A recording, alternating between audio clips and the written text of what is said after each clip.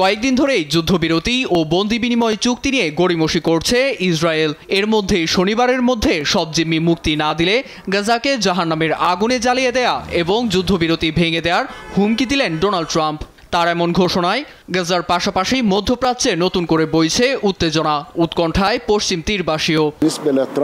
Trump এখন নাটক সাজিয়েছেন, যুদ্ধবিরতি ভিন্ন দিকে নেয়ার ষড়যন্ত্র করছেন তিনি। এসব আসলে উপত্যকায় জাতিগত নিধনের অংশ।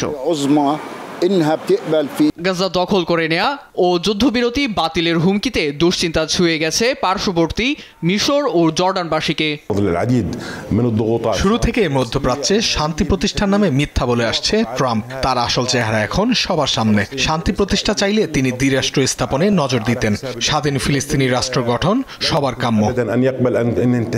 যুদ্ধবিরতি ও বন্দি বিনিময়ে চুক্তি রক্ষায় প্রতিশ্রুতিবদ্ধ বলে জানিয়েছে হামাস, কিন্তু জিম্মি মুক্তিতে বিলম্বে হামাসের ঘোষণায় গাজায় সর্বশক্তি দিয়ে হামলার ইঙ্গিত দিয়েছেন ইসরায়েলি প্রধানমন্ত্রী নেতানিয়াহু। এ নিয়ে নিন্দার ঝড় বইছে আরব বিশ্বে। তুর্কি প্রেসিডেন্ট এরদোয়ানের দাবি, গাজায় যুদ্ধবিরতি চুক্তি রক্ষায় ব্যর্থ নেতানিয়াহু। শান্তিপূর্ণ সমাধানে মার্কিন প্রেসিডেন্ট ডোনাল্ড ট্রাম্পের সঙ্গে ওয়াশিংটনে মঙ্গলবার বৈঠকে বসছেন জর্ডানের বাদশাহ আবদুল্লাহ। তবে ট্রাম্পকে তার অবস্থান থেকে ফেরাতে পারবেন কিনা এ নিয়ে চলছে আলোচনা। এদিকে ট্রাম্পের কঠোর হওয়া নিয়ে সমালোচনা করে তেল আবিবের রাজপথে বিক্ষোভ দেখিয়েছেন ইসরায়েলিরা।